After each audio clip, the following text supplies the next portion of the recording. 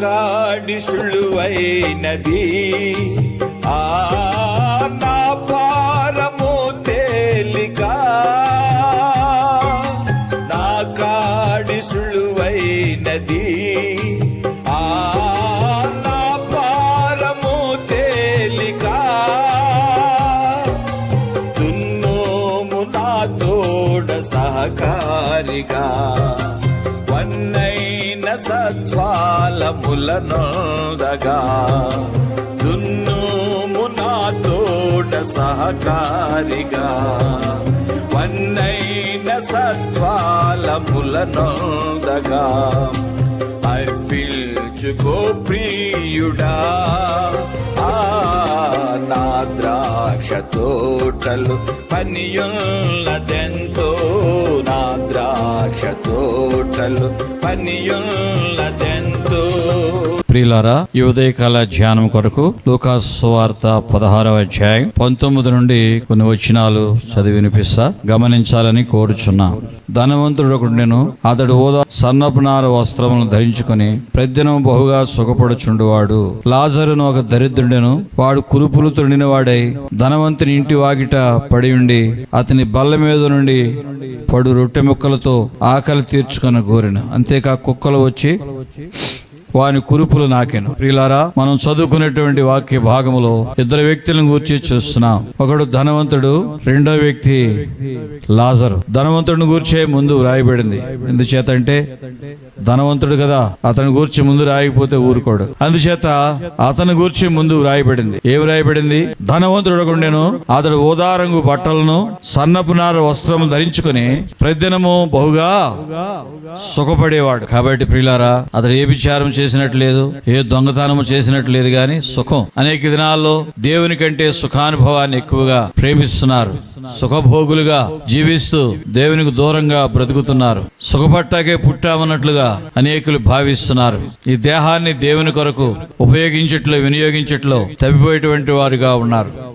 దేహం నిండా ఉదారంగు వస్త్రాలు ధరించుకున్నాడు. దేహాలు మీ కాదు, దేహాలు దేవునివి. మీ దేహములు దేవుని వల్ల మీకు అనుగ్రహించబడి మీలో ఉన్న పరిశుద్ధాత్మకు ఆలయమైనదని మీరు ఎరుగరా అని చూస్తున్నాం. దేహాలు మనవి కావు, దేవుడిచ్చాడు. ఎందుకు? దేవునిలో వినియోగించడానికి దేహాలు దేవుడికి ఇచ్చాడు. అది ధనవంతుడు గ్రహించలేదు, దేహాన్ని సుఖపెట్టాడు. ఆ సుఖం మీద దేవుని తీర్పులు పడుతున్నాయి. నీ సుఖం మీద కూడా ఒకరోజు తీర్పులు పడతాయి. దేహాన్ని అంతగా సుఖపెట్టకు, దేవుని కార్యాల్లో వినియోగించి దేవుని కొరకు వాడు, అది నీకు ఆశీర్వాదం. ఆ ప్రక్కనే లాజరు అనే దరిద్రుడున్నాడు.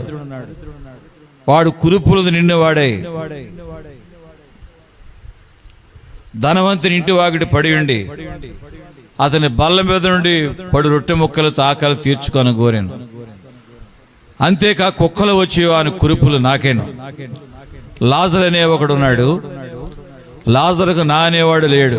లాజరు నా బంధువు, నా రక్త సంబంధి, నాకు కావలసిన వాడు అనేవాళ్ళు ఎవరు కూడా లాజరుకు లేరు. దిక్కుమాలిన వాడు అయినా దేవుని యందు భయభక్తులు కలిగి జీవించాడు. లూకాసు సువార్త 6వ అధ్యాయంలో ధనవంతులు పేదలను గూర్చి మనం చూస్తున్నాం. లూకాసు సువార్త 6వ అధ్యాయం. అయ్యో ధనవంతులారా, మీరు కోరిన ఆదరణ మీరు పొంది ఉన్నారు. అయ్యో ఇప్పుడు కడుపు నిండిన వారులారా, మీరు ఆకలి కొందరు.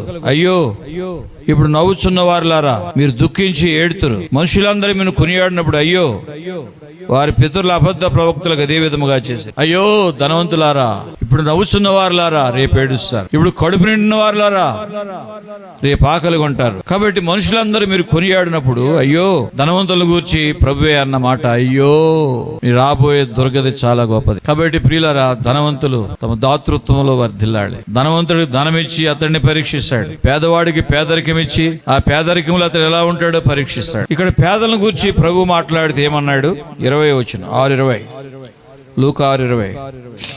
అంతటా ఆయన తన శిష్యుల తట్టు పారజూసి ఇట్లైన, బేదలైన మీరు ధన్యులు, దేవుని రాజ్యం మీది. ఇప్పుడు ఆకలి కొనుచున్న మీరు ధన్యులు, మీరు తృప్తిపరచబడుదురు. ఇప్పుడు ఏడ్చున్న మీరు ధన్యులు, మీరు నవ్వుదురు.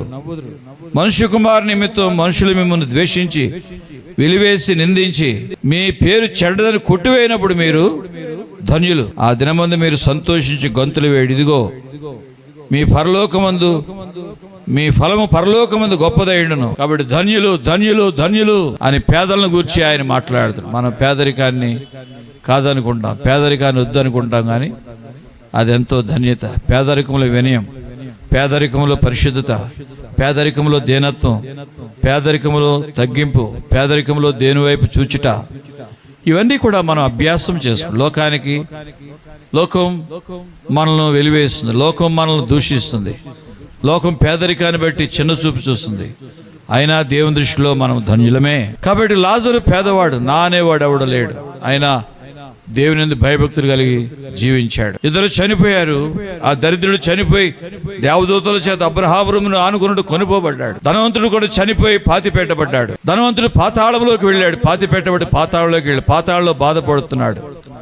అయ్యో తండ్రి అబ్రహామా, ఈ పాతాళంలో బహు బాధపడుతున్నాను, నాలుగును చల్లార్చడానికి లాజరుకి చిటికెన వేలుతో నీటి చుక్క పంపించు అంటే, కుమారుడా, నీవు నీ జీవిత కాలం ముందు నీకు ఇష్టమైన సుఖం అనిపించావు, లాజరు కష్టం అనిపించాడు. వాడైతే నెమ్మది పొందుతున్న యాతన పడుచున్నావు. అయితే తండ్రి భూలోకం నాకు 5 సహోదరులున్నారు.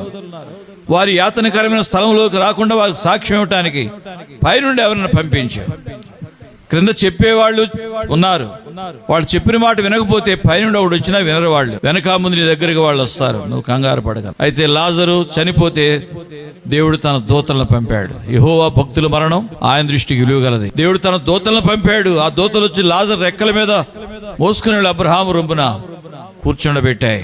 అబ్రహాము రొమ్మున ఎంతో నెమ్మది, శాంతి, సమాధానం అనిపిస్తున్నాడు. కాబట్టి ప్రియుల ఇద్దరు జీవితాలు మీ ముందు పెట్టాం. లాజరు పేదవాడైనా ధనానికే పేదవాడు, భక్తికి గొప్పవాడు. లోకములో పేదలుగా ఉన్నటువంటి వాళ్ళు దేవుని దృష్టిలో గొప్పవాళ్ళు, మిక్కిలి విలువైన వాళ్ళు. కానీ దేవుని దృష్టిలో నీ విలువైన వాడు. నీవు దేవుని పేదవాడవైనా దేవుని భయభక్తులు కలిగి, వినయ విధేయతలు కలిగి, దేవునిలో శ్రద్ధాసక్తులు కలిగి ఉంటే దేవుని దృష్టిలో నీవు ఎంతో గొప్పవాడు.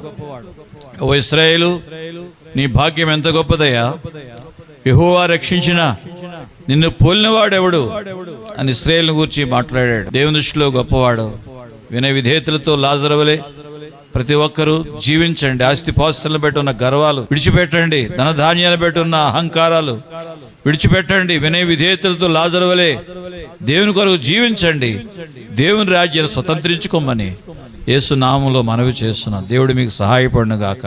ప్రేమగల మా ప్రియమైన తండ్రి, దేవా, మా ప్రభువా, ఈ సమయంలో, ఉదయకాల సమయంలో మా ప్రియులకు లాజరు ధనవంతుడు జీవితాలు జ్ఞాపకం చేయట కృపించావు ప్రభువా. మా దేవా, ధనవంతుడి వలె గర్వంతో జీవిస్తూ నష్టపోక, లాజరు వలె వినయ విధేయతలతో దేవుని భయభక్తులు కలిగి, యేసు ప్రభు నమ్ముకునే శ్రద్ధాశక్తులతో జీవించి నీ నిత్య జీవానికి పాత్రులయ్యే ప్రతి భాగ్యం ప్రతి వారికి దయచేయండి. సహాయపడండి, మీ కృప చూపండి. సమస్తము నీ పాదాలకే సమర్పిస్తూ యేసు నామములో వేడుచున్నాము తండ్రి. ఆమేన్.